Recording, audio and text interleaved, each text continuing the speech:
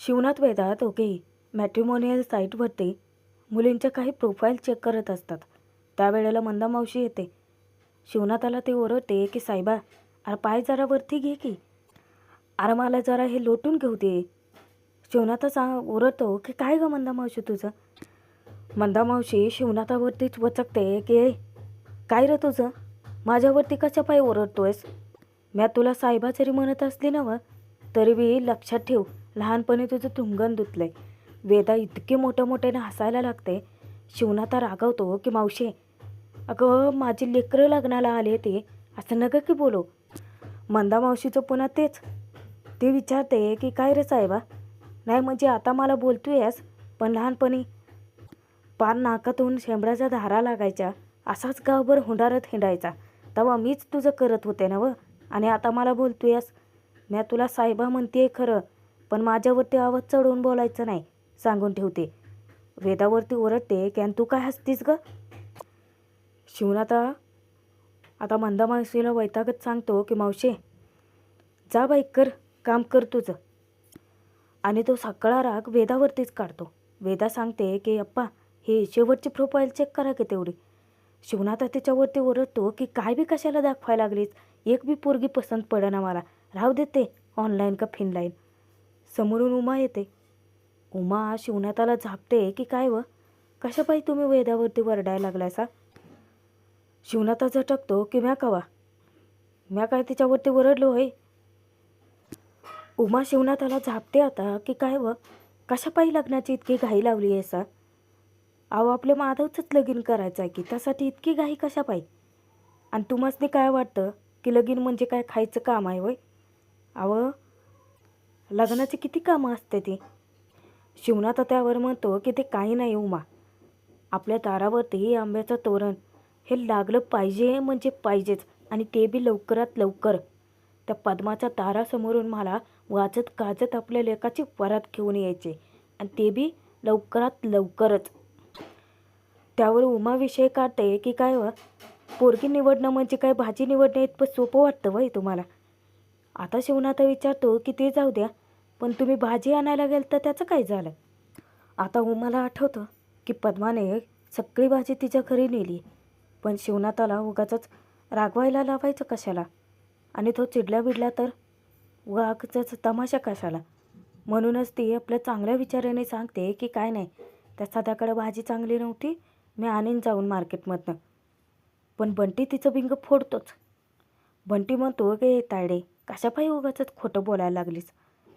शिवनाथाला तो सांगतो की दाजी, ही खोटं बोलती आहे. काय आहे, समधी भाजी ना तिकडच्या साहेबांनी नेली ना मग हिला काय मिळणार. आणि तायडे, मला गप काय करते ग. अगं दर वेळेला आपणच माघार घ्यायची असं कुठं लिहून ठेवलं होय. शिवनाथा भडकतोच. तो तिला ओरडतो की ते काय नाही, आता जाऊन बघतोच त्याच्याकडं. उमा समजावण्याचा प्रयत्न करते की कशापायी उगाचच वाद घालायचा आहे. आता पद्माताईनं तसं केलं म्हणून आपण बी करणार आहोत का. आणि ते काय नाही, काल रात्री मी वाटाणं भिजत घातलं होतं, छान खोबरं घालून वाटाण्याची उसळ करते मी. बंटीला पण ती ओरडते की काय रे बंटी, तुला आता हे समजे यांना सांगायची काय गरज होती का. शिवनाथा उलट सांगतो की बंटी, तू अगदी बराबरच केलं आहे, पुढच्या वेळेला बी असं काही झालं ना तर सांगत आम्हाला. उमाला तो म्हणतो की पण एक घाव दोन तुकडे जाऊन पाडतोच की मी. उमा ओरडते की तुम्हाला ती गोडाऊनला जायचं नाही काय, का कामच नाही ती आज. शिवनाथा आता पद्माचा विषय सोडतो खरा, पण तो त्याचा डोक्यात असतोच. तो माधव श्री दोघांनाही हका मारतो की चला जायचं आहे आपल्याला गोडाऊनमध्ये. त्यांच्यासोबत राघव पण बाहेर येतो. राघव त्या दोघांना समजावतो की आता आप्पांचा मूड चांगला दिसतोय, तुम्ही दोघं बी जा आणि त्यासनी सांगा समज. माधव तर हातच टेकतो. राघवला तो सांगतो की आप्पाचा मूड चांगला असला काय किंवा नसला काय, माझी हिंमत होणारच नाही. आणि तसं बी त्या राजीनामा देऊन नोकरी सोडून गेले ते दोघेही समोर येतात. शिवनाथला सांगतात की आप्पा चला आम्ही तयार आहे. शिवनाथ त्या दोघांना घेऊन कामावर निघून जातो. राघव आणि बंटी दोघेही प्रयत्न सोडत नाहीत. त्या दोघांनाही माधवचं प्रेम त्याला मिळवून द्यायचंच असतं. दोघेही मधुराची भेट घ्यायला जातात. जेव्हा ते मंदिराच्या आसपासच कुठेतरी मधुरा राहते त्या चाळीबद्दल मधुराबद्दल चौकशी करत असतात ना व त्यावेळेला रुद्रची नजर त्यांच्यावरती पडते आणि त्याला एक वेगळाच संशय येतो की ही दोघं इकडं काय करायला ती काहीतरी गडबड आहे जणू. आणि तो बी त्याचा पाठलाग करतो. बंटी मामा त्या मंदिरापर्यंत घेऊन येतो राघवला. तो विचार करतो की अय राघव, पत्ता नीट ह्योच आहे ना, नाहीतर उगाच गल्लत व्हायचे. राघव सांगतो की पत्ता ह्योच आहे रे मामा. इतक्यात मधुराच मंदिरातून बाहेर येते. राघवचं लक्ष जातं. राघव सांगतो की बंटी मामा त्या बघ मधुराताई. राघव जातो आणि त्या मधुराला समजावतो की मी मी माधव दादाचा लहान भाऊ राघव, तुमच्याशी मला बोलायचं होतं थोडं. मधुरा सांगते की अहो ओळखते मी तुम्हासने. इतक्यात रुद्रही तिथे टपकतो. रुद्राला संशय असतो आणि त्याचं निरसनच त्याला करायचं असतं म्हणून तो येतो. राघव पोट तिडकीने समजावतो, तुम्ही ऐका की, अहो तुम्ही राजीनामा नका ना देऊचा. हे बघा, तुम्ही जर का माझ्या माधवदादाच्या नजरेसमोर राहिलात ना तर त्याला हिंमत मिळेल की आपासने तो एक दिवस नक्की बोलेल. पण तुम्ही असं निघून नका ना जाऊ. तुम्ही ना त्याच्यासमोर असं तंबू धरून उभ्या राहा. म्हणजे कसं आहे, त्याला बोलायला आप्पाला हुरूप येईल आणि तो समजा काही सांगून बी टाकल. मधुरा सांगते की असं काय बी होणार नाही. मी समोर असले काय नसले काय त्यांची हिंमत होणारच नाही सांगायला, असं त्यांनी स्पष्ट सांगितलंय मला. राघव खूप तळमळीने मधुराला रिक्वेस्ट करतो की ताई ऐका की, असं नका ना बोलू सा. अहो माझ्या माधवदादाचं लई प्रेम आहे तुमच्यावरती. तो नाही जगू शकत तुमच्या विना. रुद्रला आता खबर लागते की अच्छा त्या माधवचं हिच्यासोबत लफडं आहे. तर आता पटकन फोटो काढून आत तुला पाठवतो आणि बातमी देतो की. राघव विनंती करत असतो त्यावेळेला रुद्र गुपचूप त्यांचे फोटोज काढून घेतो. तिकडे मधुरा सांगते की असं काय बी होणार नाही बघा. ते मला स्वतः म्हणालेत की त्यांनी तुमच्या आप्पासने वचन दिले आणि ते कधी बी हिंमत करून समजा काही सांगू नाही शकणार आहेत. तरीही राघव आपली हिंमत सोडत नाही. तो हात जोडतो तिच्यासमोर आणि सांगतो की ताई ताई प्लीज प्लीज प्लीज माझ्या दादासाठी प्लीज तुम्ही असा धीर नका ना सोडू. बंटी मामा पण सांगतो. रुद्राच्या हातात आता इथं कोलीत लागलेलं असतं. त्यावेळेला राघव बंटी मामा दोघे मधुराला रिक्वेस्ट करतात की फक्त शेवटचा विचार करा. मधुरा ठीक आहे म्हणते. तिकडे पिहू ज्या वेळेला ऑफिसमध्ये जायला निघालेली असते तिची आई तिला अडवते. तिला सांगते की पिहू आज ना तू लवकर घरी ये. पिहू विचारते की का. तिची आई तिला सांगते की आज असं का करते. अगं तुला बघा पाहुणे येणार आहेत ना व. पिहू इतके वैतागते की मम्मी काय का सतत घाई घाई घाई. आता तर कुठं मला नोकरी लागली आहे ना व. पण ती ओरडते की पिहू तुला घरी लवकर यावं लागेल आणि तू जर नाही आली ना तर मी ऑफिसात येईन आणि तुला तिथनं ओढत आणन. आधी नोकरी नोकरी नोकरी म्हणली, आता नोकरी लागली ना व. एक तर तुला तुझ्या बापाचा बिझनेस बी नाही करायचा. आतापर्यंत तुझं आम्ही समजा ऐकलं, आता आमचं ऐकावं लागेल तुला. गपचूप घरी ये मोकाट. पिहू वैतागून रडकून येऊन बाहेर पडते घराच्या. तोपर्यंत इकडे रुद्रने पद्माला बातमी दिलेलीच असते. पद्मा त्याचं कौतुक करते की अरे वा वा वा रुद्र प्रताप लई भारी काम केलं आहे सा बघा. रुद्र सांगतो की तू खबर पक्की आहे. ही पोरगी त्या शिवनाच्या गोडाऊनमध्ये अकाउंटंट म्हणून काम करायची. तिकडंच जमलं त्या दोघांचं बघ. पद्मा आसुरी आनंद साजरा करते की म्हणजे एकीकडं माधव, दुसरीकडं ती पोरगी आणि मधी शिवनाथ.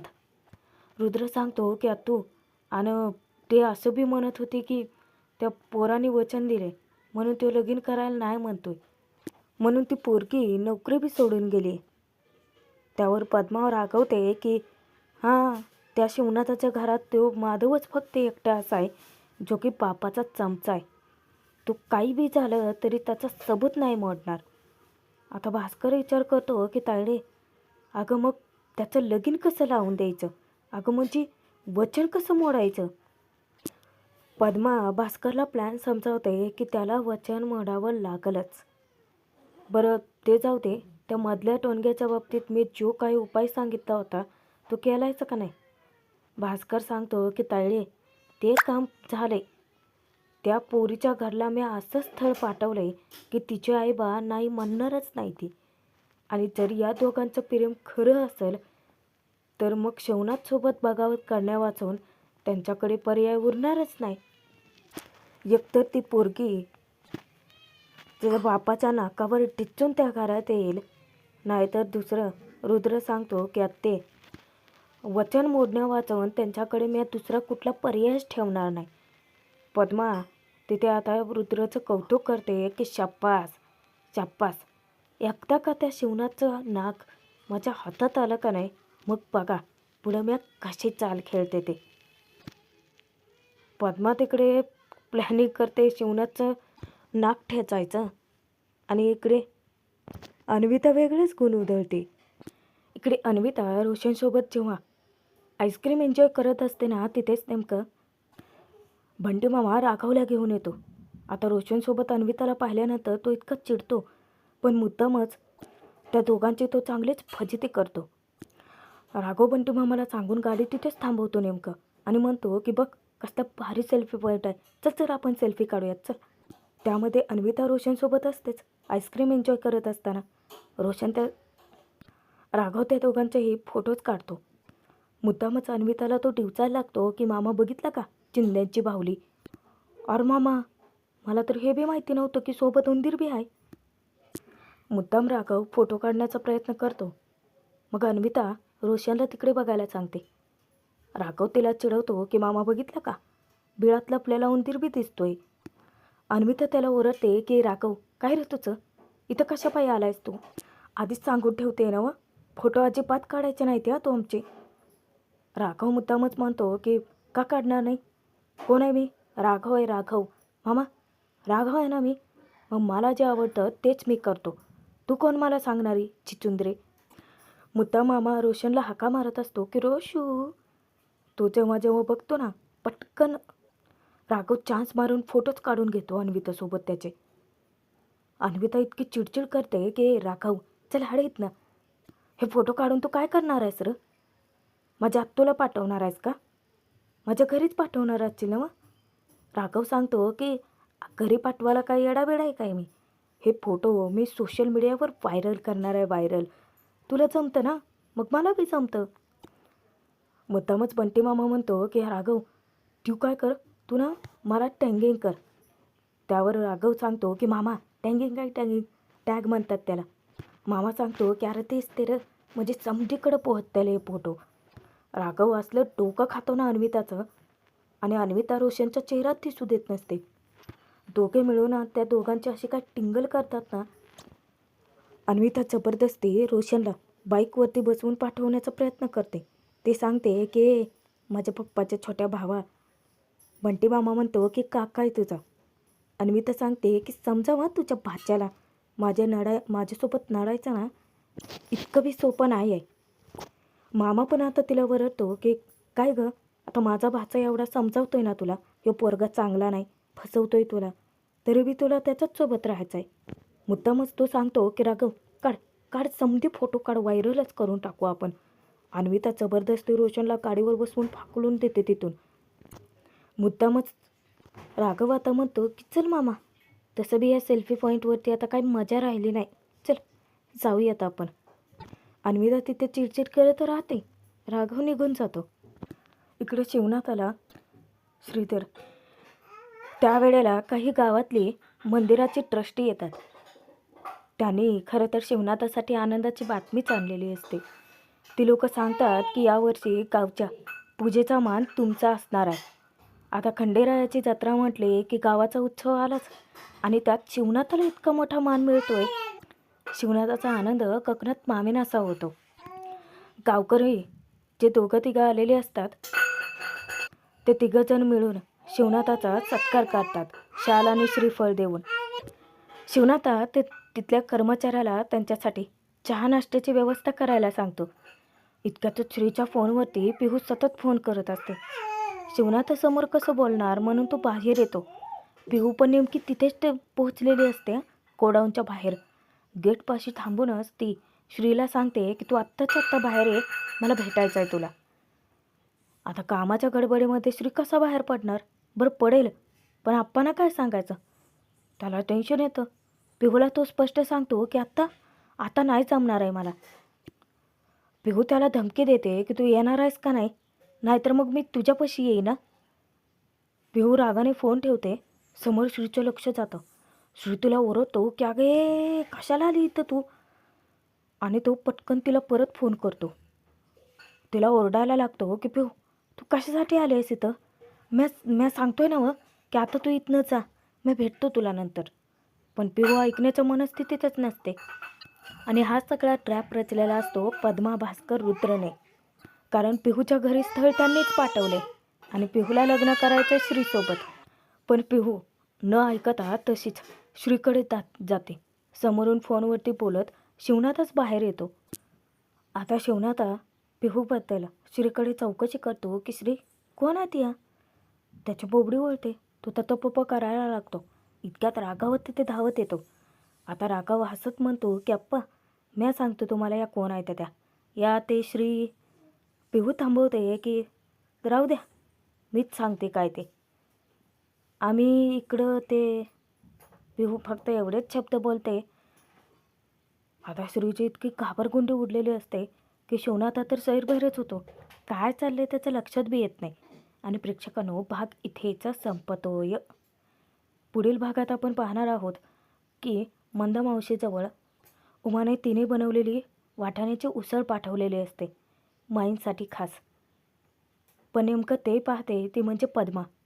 पद्मा चवताळून उठते की आय, अगं तुझ्यासाठी घरात एवढी समधी भाजी विकत घेतली तरी बी समोरच्या त्या अनाथाच्या घरचे साधी वाटीभर फालतूची ती वाटाण्याची उसळ तुला गोड लागाली होय. आणि रागानं घेऊन ती माजुरडी पद्मा रस्त्यावरती फेकून देते उमाच्या डोळ्यात देखतच. उमाला इतकं वाईट वाटतं आणि माईला मोठा धक्काच बसतो की. पण आता पिहू आपली खरी ओळख शिवनाथाला सांगेल का?